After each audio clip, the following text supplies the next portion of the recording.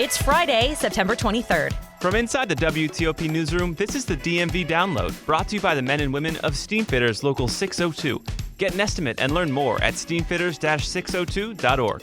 Today, are snow days a thing of the past? Arundel County plans to say goodbye to what many call a simple joy of childhood. Now the superintendent could decide to allow a snow day, but for the most part, the district is favoring staying on schedule and employing virtual learning rather than adding makeup days at the end of the school year. WTOP's Neal Augenstein tells us not everybody was happy about it. They want to have a day in the middle of the year when they can just forget about school for a little bit and be a kid.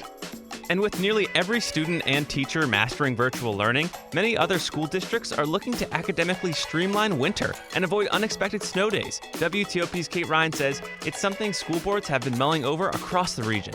Back in 2020, then Superintendent Jack Smith said, "I think we can kiss the snow day goodbye." And you could hear the gasps on the Zoom call. But we've been heading towards this for some time. Thanks for joining us. I'm Megan Cloherty. And I'm Luke Garrett. Remember the days of waking up early out of anticipation, pure anticipation, waiting and watching the TV screen for your school district, or listening to WTOP for us to call out your school because of the weather? Those days might be over. I remember doing a snow dance, and people like wearing their pajamas inside out and just like crazy things to try and make it snow, like that's a thing. But calling off school for winter weather will be rare, if it happens at all, in Arundel County this winter, as the school board voted to give the superintendent the flexibility to switch to virtual learning rather than declare a snow day. WTOP's Neal Augenstein covered the cold-hearted story for WTOP. I'm joking, Neal, when I say cold-hearted, but is anyone saying anything about taking that kind of hopeful early morning experience away from kids with this decision? Well, you said that they're going to have fewer snow days. That is not certain at this point. What Anne Arundel County's school board has voted to do is give the superintendent the flexibility to switch to virtual learning rather than declare a snow day.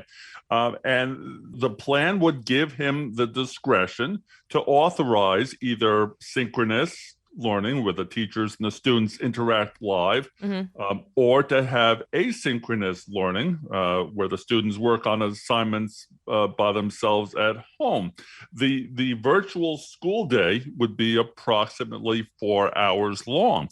And I think in your intro, you asked the question, why would they possibly want to take that away from kids?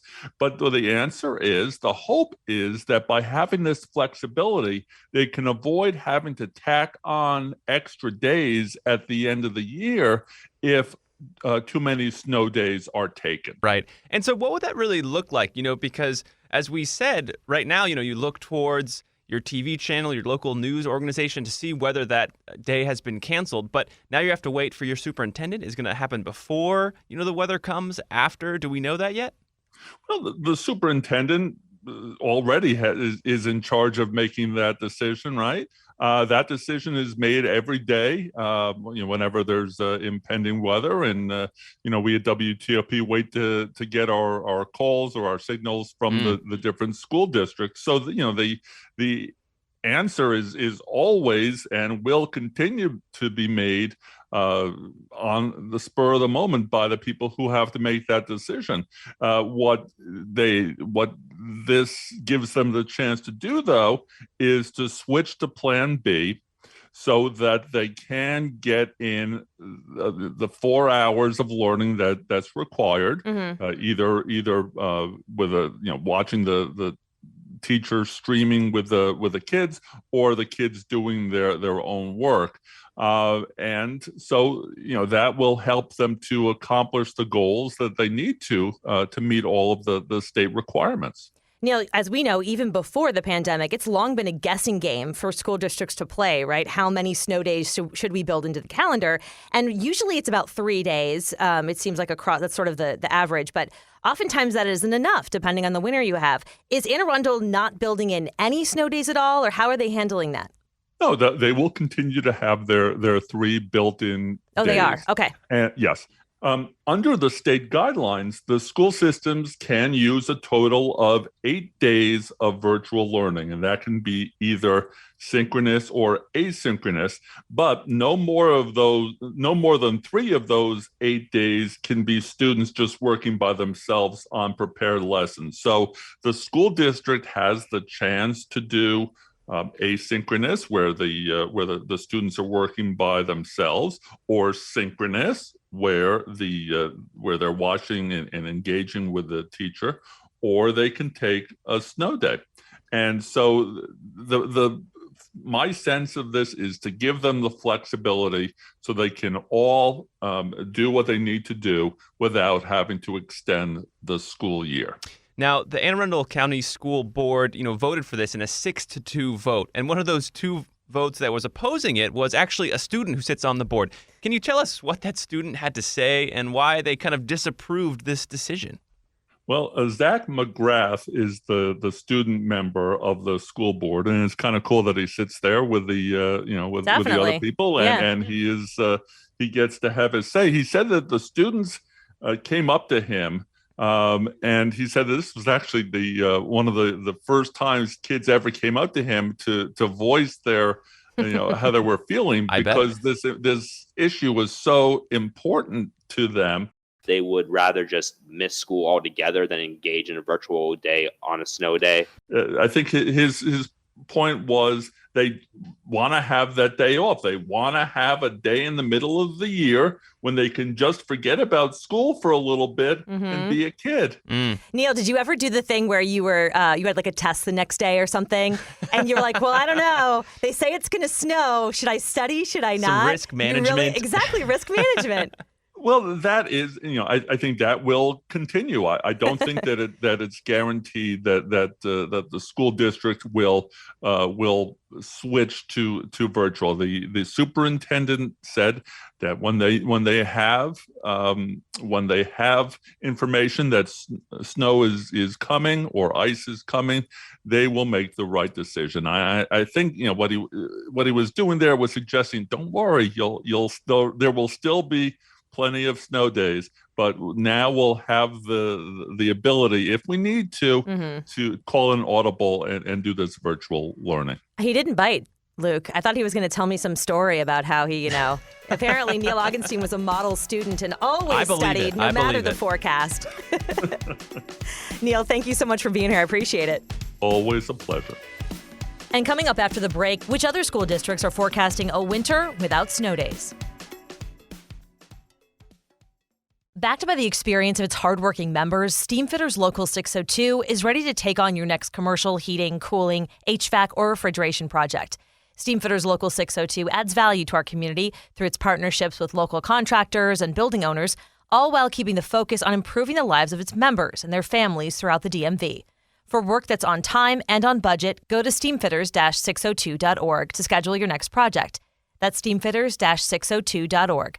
Steamfitters Local 602. Changing lives. Thanks for listening to the DMV Download.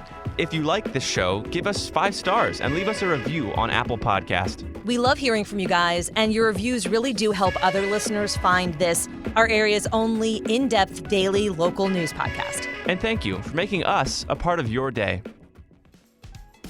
Anne Arundel isn't the only school system reconsidering whether to allow snow days. Kate Ryan covers education here at WTOP News, and she used to be a teacher in Montgomery County Public Schools. She joins us now. Kate, thanks for being here. Sure, thank you. So it sounds like snow days might be on the chopping block in Maryland. How did we get here? Is this just a result of the pandemic? The pandemic fueled it, but this has actually been in discussions for years in any area where you've had snow as a major issue. Yeah. And a lot of fun is made of how this area handles snow. But it really is a hot debate. Do you lose the learning day? Do you risk putting kids in a dangerous situation if the weather suddenly deteriorates? And sometimes it does. So for years, there's been a discussion on how can we do a better job of either calling the snow day or of coming up with a way that we have kids who don't lose learning time. And that popped up especially during the Snowmageddon seasons where we had 4 or 5 days in a row. I believe there was one year, 1995, I could be wrong on this, where we had 10 snow days. Wow. At many schools in the region. And then you have the wildly different weather situations. In upper Montgomery County, it can be snowing hard and very icy. And in Silver Spring, you've got rain and no big deal. There had been debates about let's split the county in two. Fauquier County, Fairfax County had the same kind of considerations. So it's not just a Maryland thing. It's something that's been in the ether for some time. So, Kate, when we talk about, this is a consideration in front of school boards and probably has been for longer than just this moment. But are there any school districts that are really on the cusp of making a change? Well, in many ways, they already have. In Montgomery County, they've done the same thing in terms of asking for it on an ad hoc basis. Back in 2020, then Superintendent Jack Smith said, I think we can kiss the snow day goodbye. And you could hear the gasps on the Zoom call. But we've been heading towards this for some time. But again, to give a blanket okay to a superintendent to do this, that's, I think, a bit new. I'd have to look it up. Right. But I think Anne Arundel is pushing the envelope a little bit on this. Montgomery County has been on that trajectory as well. Kate, as a former teacher, it's not just kids that benefit maybe from snow days. How big of a deal would this be for administrators, for teachers taking this away? Well, keep in mind for administrators, now this can be a real problem. You remember the snow day calls of students stay at home, but code orange means administration has to get there. So if you're a school secretary, you still have to find your way to school. So that was something that could cause issues. As a teacher, I got to be honest here, the night when you had heavy snows predicted, I'd be watching the window, I'd be refreshing the computer, just like my kids. Some of my fellow teachers would put on the old pajamas and do the snow dance. Okay, that's okay. I'm not crazy. That's a thing. You are not. And here's why. It didn't mean I had my feet up all day and was watching soap operas. It meant I have another day to grade papers, to catch up, to do assessments, to take another look at my lesson plans, to look ahead, to see where kids were. I cannot tell you how there isn't a moment of the day for teachers, and I don't mean to make saints of them, but they're always thinking about what's next, a lesson plan. You can go shopping with a teacher, and they're going to go, that'd be a great material for my classroom. Right, it's like always on their minds. Yes. Totally. So in other words, there's a value to keeping snow days. There was personally, and I know some people, there's another side to this too, after what we've all been through with the pandemic of we need a mental break, and during the school year, you're in a grind. You want to keep on schedule. You have tests, you have this, you have that. Sometimes it's just that lovely break of let's go out and play in the snow, right? So that's one of the pros of having those snow days. But to that same point, we also learned during the pandemic that the home environment for kids is not the same, right? Some kids could have a great setup. You got a comfy couch, you got internet, you're good to go. And some kids, it might be a different story. That's right. You have wildly inequitable situations out there. You have, for some kids, they may have the Chromebook issued by the school, so the assumption is you're good to go, but they don't have good Wi-Fi. Or maybe they're in charge of babysitting their 3 siblings. You have a room full of kids. Now, maybe the parents also said, I still have to go to work. Right. So now I've got 3 or 4 kids at home. I don't know if that instruction is going to be solid. And from the teaching standpoint, you also have to have a lesson plan which you can pivot from in-person to now, okay, is this a good computer, virtual learning class? Because I was going to do some physical kinetic stuff with my kids. Now I can't. How do I make this work? And the bottom line is they want minimum of 5 hours of solid instruction, not just kind of, let's pop in a movie, kids, and watch. This is serious. And does that really happen? So there's a lot of considerations that have to be made on both sides of this. I also think, and Neal mentioned this in his reporting, that a lot of kids are really just, oh my gosh, I can't even think about going back to virtual learning. So I think there's a little bit of, PTSD is strong, but it's like, I think a lot of kids really, it puts them mentally in a place where they don't want to be. Back in your room, sitting on a computer, not around your friends, right? I am so glad you brought that up, because when I'm talking about, it's a lovely break, that's in the days before pandemic, when you got to stay at home and it was a treat to stay at home. After the past 3 years we've had, because really that's what we're coming in on now, kids more than ever want to be in class with their friends. Teachers want to be able to get to know their kids personally in that classroom setting. So no one's eager to run back to virtual learning. And so when we're talking about this, it also is important to keep in mind that snow days also sometimes eat into the summer. So it really could be, you're either saving snow times or summer times. Or spring breaks. Yep. You can eat into a spring break on this. And again, that's a whole other thing. Families plan maybe all year for their spring break to go see grandma. I had international students who'd be visiting family in India over a break. So that's not an easy thing to switch up on the calendar. And then do you hold the kids responsible for an unexcused absence because the school system decided, hey, we got to make up our snow days? Right. So I got to say, it's a tough call. It's an unenviable position for educators and administrators to be in. But, I am old school, and I do remember loving those snow days as a kid. There's such a strong nostalgia attached to it. I think in all of us. And there's something there. But I do think, a kid looks at that and goes, that's great, Ms. Ryan. That's when dinosaurs roamed the earth. But today, Right. and it is true. When you can deliver a lesson right here on an iPhone even, it is kind of stunning what we're capable of doing. But, there's always that human element that we have to write into these decisions that we have to make. Kate, as always, thank you for bringing us, your institutional knowledge on what this means for education here in the DMV. Thank you very much. And before we go, I've got to ask Megan, how was your big night last night? Okay, so we went up to the MS Society Ambassadors Ball, where WTOP's Dave Johnson, who you have heard on TV and the radio for sure, because he's the voice of the Wizards, the voice of DC United, our sports guy. He has MS, and he was like the main speaker at the event. He did an awesome job. It's like a black tie, fancy kind of thing. It all worked out. My heels did not give out on me. My legs did not give out on me in heels. But I had a little snafu. Uh-oh. And by a little, I should say more than one snafu. Let's hear it. Okay, so this was one of those events where they have like a silent auction, right? So a couple of my colleagues and I were like walking down, seeing what's there. And there's a lot of things, of course, are like way out of your price range, right? Right. So there was one thing where it was dinners at different embassies. Whoa. So you could like bid on, I want to go to like the embassy of Latvia, or I want to go to the embassy of Kuwait, or they had these really cool things. That's awesome. So one of them was the embassy of Monaco. Okay. And so I bid on, I thought I was bidding on the embassy of Monaco. Uh-oh. And I put in, the starting bid was like $100. So I put in like $140, which I thought was like a good. Reasonable. Good bid. Yeah. And it says, thank you for bidding on the ballet tickets. And I was like, oh no. Oh. And it turns out I did not read the fine print. It was like a dinner no, it wasn't a dinner. It was just ballet tickets from the Embassy of Monaco. Got it. And it was during a day. It was like for one day, and I couldn't go that day. Woof. So I was like, oh no. So I had to like go to like the tech people at the event and be like, behind the Hi. curtain. You're like, is there any way to erase my bid? And they were like, don't worry, it happens all the time. Because this whole thing was on an app. oh, Usually I see. you write it down, but this is all on an app. So then like 45 minutes later, George Wallace wants to show me there's like some sports thing that's up for bid. So we go up to see it. And there's a group of whiskeys. Okay. And I was like, oh, my husband like that. Like, I wonder, do you think that's worth like $200, George? He was like, no. No, I don't. And I was like, okay, well, what about, he goes, but those scotches.